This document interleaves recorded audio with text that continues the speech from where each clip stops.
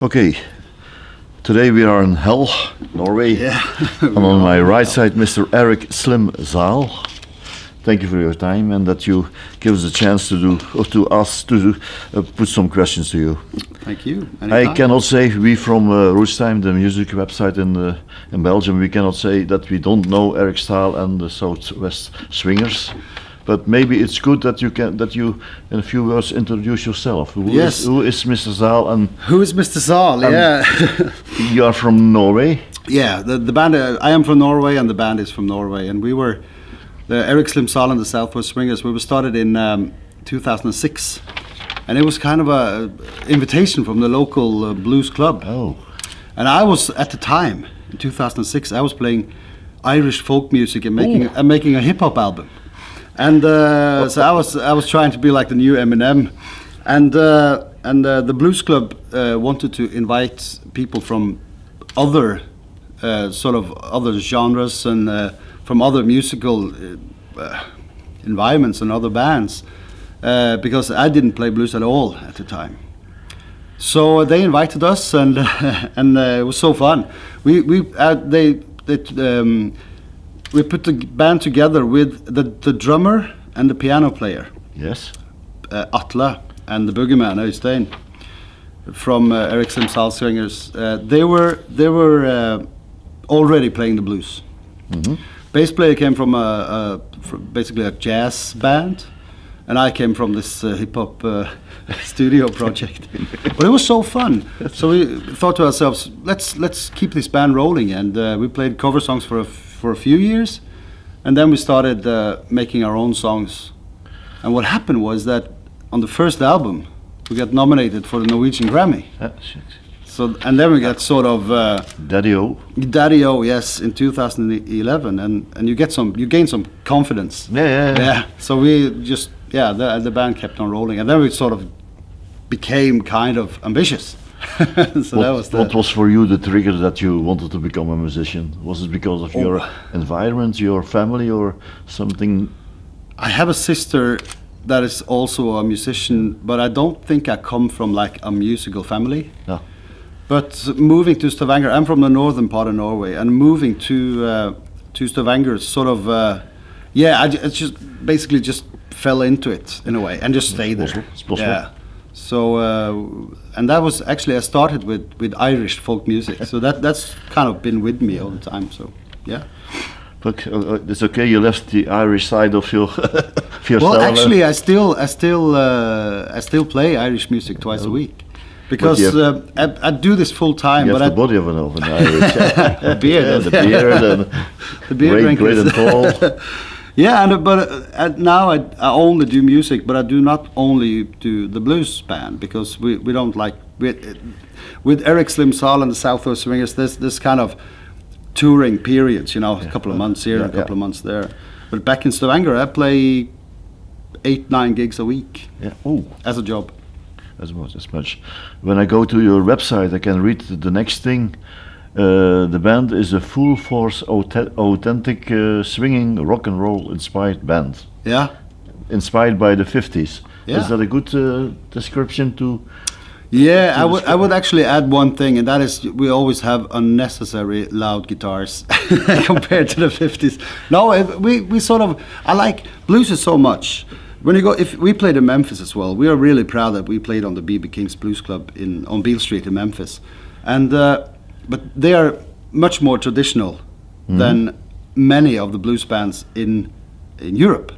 I think blues in Europe is kind of a wider description of because the blues in the States. Because in the States it's like almost exclusively 12-bar blues, and acoustic blues, 12-bar. They have sort of this form, and you have to sort of follow that form.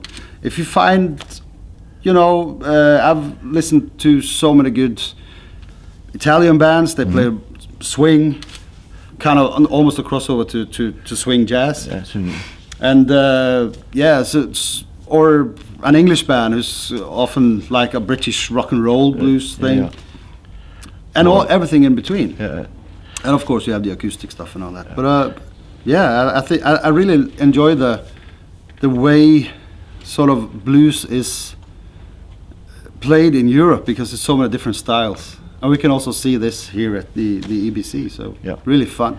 Okay, let's go back to 2016 and go back to Belgium.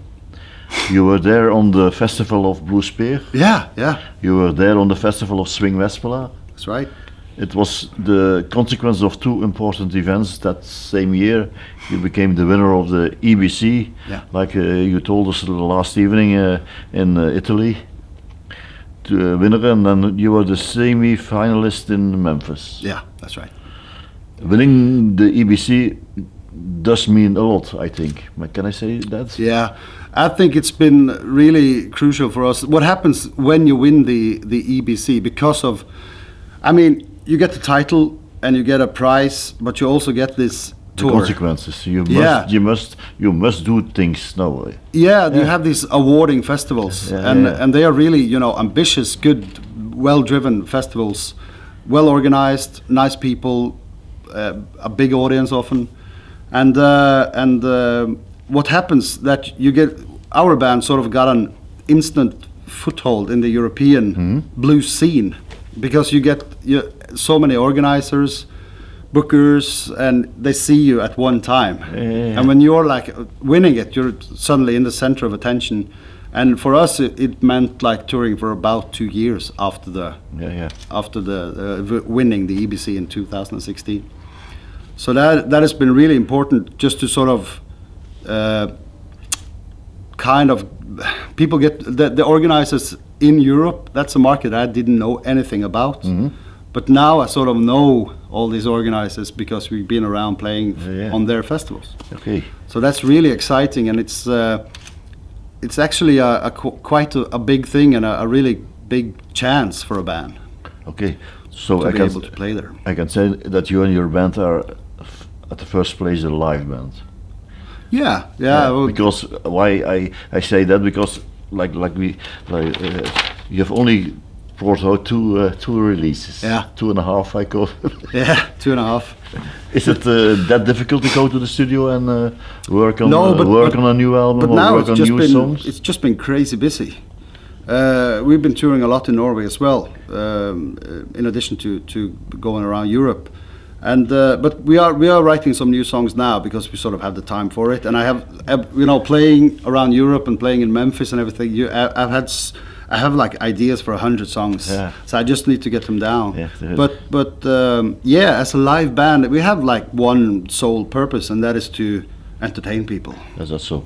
Like So- you did on Friday. The other night, yeah, that was good fun. The album, the last one that was in 2013, Changes Are Slim. Chances are slim, yeah.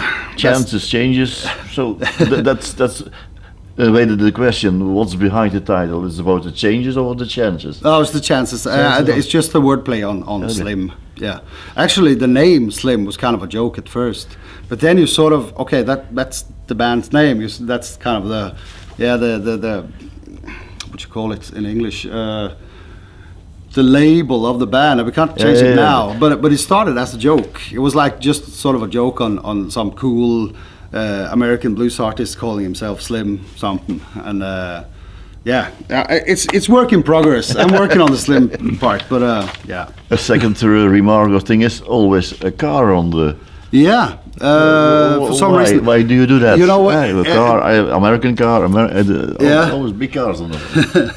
Well, the car theme.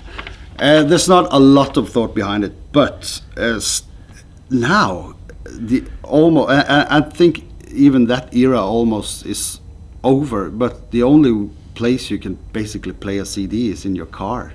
I don't even have like a CD player at home. I have one in the studio, but I don't use it anymore. But it was so funny because there was this guy who came to me, and this is a true story. And he said, I had a break-in in my boat, and I need a new CD because they took all my CDs, and yours was one of them. And I just gave him a CD. I said, you need to have a CD in your boat. And he said, yeah, and I need one for my car too. So the car theme is like, it's not too much thought behind it, but okay, cars are cool. It sort of represents the 50s in a way, at least these cars, which are nice cars. But the thought behind is like, I wouldn't call it car music, but I mean, if they played a CD in their car and just keep it there in the car, that's good enough for me, because then they will like really listen to the music when they're out driving. So that's So after 5 years, you're working on a new album. Yeah.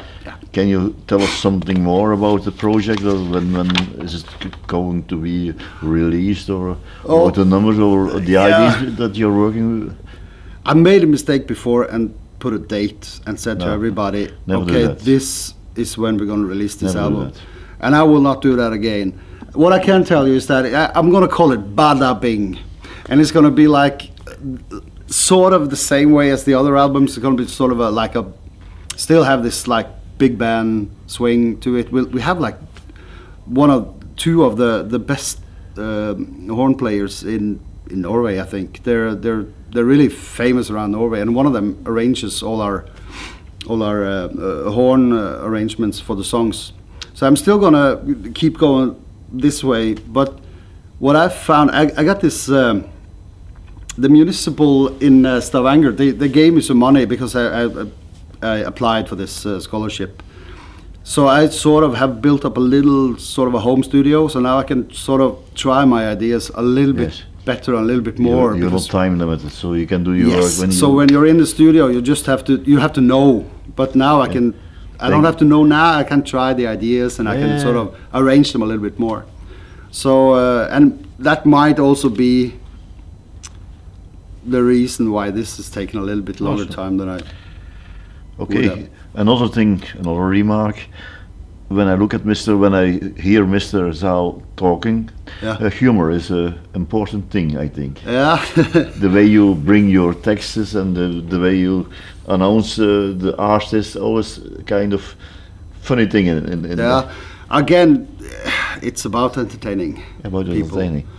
I mean, if I could play the guitar like Pat Metheny or something like that, then I wouldn't have to like be a a fun guy and all that, because then, but I mean, people are there to have a good time, and that's what they tell me after concerts as well. That it was so funny, it was so good, yeah, we got sort of drawn into it. So if your performance stops at the sort of the edge of the stage and you don't come across to all the people, you have contact with the people. Yes, that's very important. You have to have it, because we don't do this alone. We do it together with the audience. So we just have to. What did you learn about yourself from your music? Oh, from my music, From music. Actually, let's give it a general. Yeah, I have. When you sort of work with music and try to write something. Well, at least for me, I sort of sometimes need to be alone. Perhaps I have to travel to some English-speaking country, so I can sort of, feed off what there. If I listen to anyone talking English, I know because English is, I speak Norwegian, I don't speak English, but when I hear them speak English, I can sort of feed off what they are saying, and I know it's proper English because blah blah. And I need to be alone. And I have like the coolest wife. She says, just go and write, and if you want to stay for 3 or 4 days. And so what I've found out is that when I sort of can be by myself I wrote the first album on a bench in London, and it's not a lie. I stood on the steps of a hotel called King's Hotel. It was a really shabby hotel. I would never live there. That was the story that you told us about the King's Hotel. Yeah, and it looked like the mafia was like the headquarters. It was really strange. I wrote this lyric, tried to write some lyrics, and actually one came out to me. I wonder if he could help me. He wondered if I was like a hotel critic or something. And I said, no, I'm just trying to write words. But what I found, I also did this in New York City. Sat on the bench and tried to write something. And when you get inspired, and for some reason when I write something, I don't really know where it comes from, but still it means something to me. Yeah. And that's really, you can't explain it. But why am I writing about these things? Why am I fantasizing about the mafia or some henchman or some, and I try to sort of, and I found a theme at least for the first album, where there's actually a few characters. There's the king, who's like the mafia boss. He lives in King's Hotel, obviously, and there's Mickey D, who gets murdered brutally in the third album. Watch out for that. So I'm now actually also with the card theme, I'm going to sort of bury all these characters now. Yeah. But we have to sort of write the bada bing thing first, because everything's going to explode and everybody's going to die. And then we can go on to the fourth album. But still, it's going to be, driven, it's going to be swing, it's going to be big band. And hopefully I can sort of make up some stories that will make sense and people will listen to. Do you have still open items on your bucket list, on the list with points that you want to do? Where to play and places to go. Places to go, people that actually you now, want to because play with? I've like we've had this really in the band for the last 6, 7, 8 years. We've had this drive for going forward, going just more, play more places, get to know more people, and it's now my shoulders are a little bit more relaxed now with the EBC because doing the tour around Europe and meeting all these amazing people. Now I know them personally. Met them. I have good friends in Portugal, good friends in Switzerland, all over. And so now I'm a bit more relaxed. Now I'm more like, if they want to book us, we'll happily come and play. But I'm a little bit on the business side. I'm a little bit more relaxed now. So, but yeah, there's always new places to play. Okay. I want to go east. Russia, that way. It's gonna, or Asia or something. Asia. Yeah. It's hot there. Actually, the US doesn't. I think Memphis was a bit strange, to be honest. Oh. Yeah. You're one of the first guys who do. Yeah, because you cannot take away the musical history or the civil rights history. You cannot take away Elvis or the blues or the Sun Studio or the music and all that. That was amazing, but still, I felt like a fish out of water. And what happened? We really got to know a waitress there. She was 75 years old, and the third day, she started telling us how things really are in Memphis. And we what all tourists do when they come to, like, we found this taxi driver. His name was Benny, and he basically became our guide. So we said to Benny, drive us to places where you eat. Take us away from Beale Street.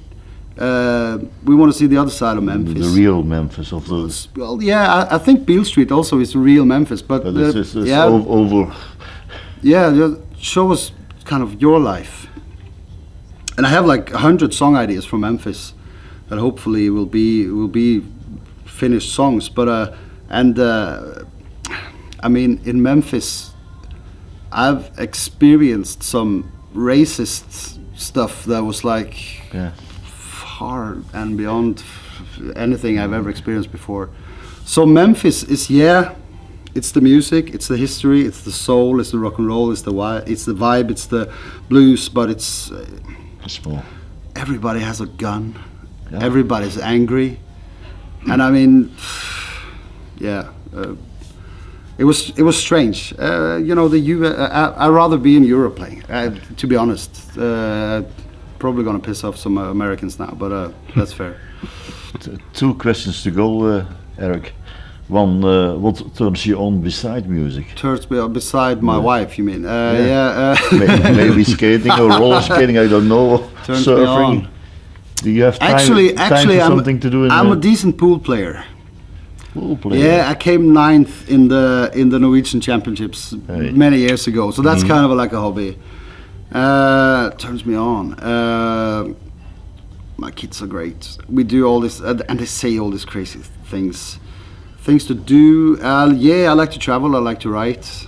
I love New York City.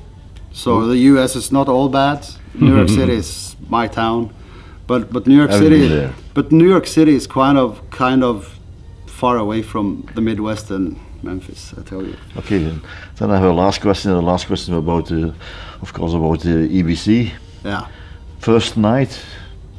Yeah. What were the highlights for you? So many great bands. Yeah. A lot of great bands. Yes. So yeah, and so many different styles. You know, thankfully I'm not in the jury because they have a really hard job. Yeah. I know what bands I remember, and I know what bands who I would really like to see in a full concert. That's just 20 minutes. Yeah, and I don't know.